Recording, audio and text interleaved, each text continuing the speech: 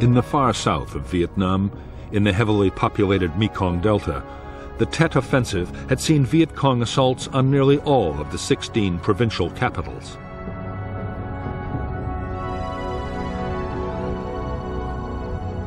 Can Tho, the South Vietnamese Army's 4 Corps headquarters, was also hit. Route 4 was cut in 62 places.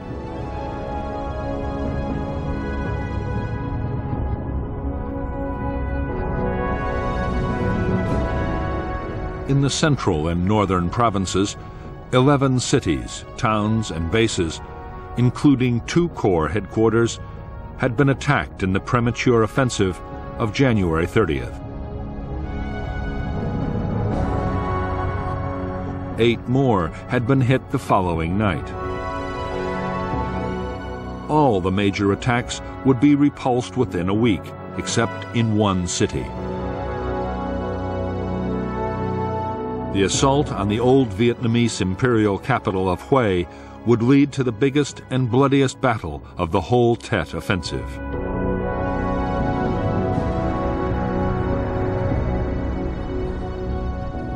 The city of Hue was the 3rd largest in South Vietnam and the ancient capital of its former emperors.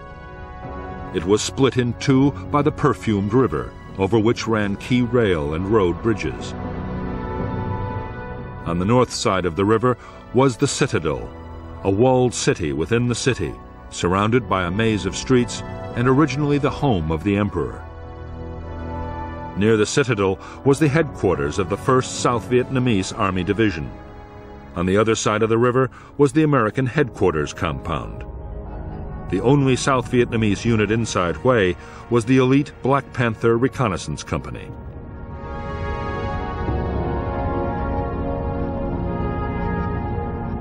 The assault on Hue was launched by 2 local Viet Cong battalions, elements of the 6th Regiment of the 325th NVA Division, and the 4th Independent Regiment.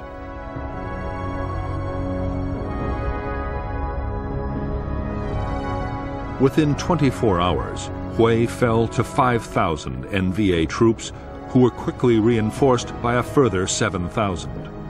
They instantly raised the North Vietnamese flag over the citadel. Thousands of NVA troops ranged through the streets, mopping up pockets of resistance, and most of Hue was quickly secured.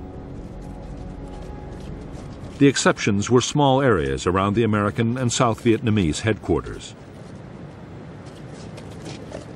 There, the defenders held out and had been reinforced by small units rushed in from outside the city.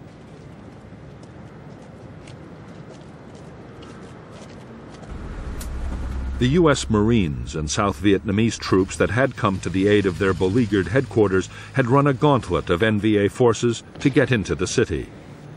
Bigger units were battling to follow them, but it would be days before they would get inside Hue in any strength.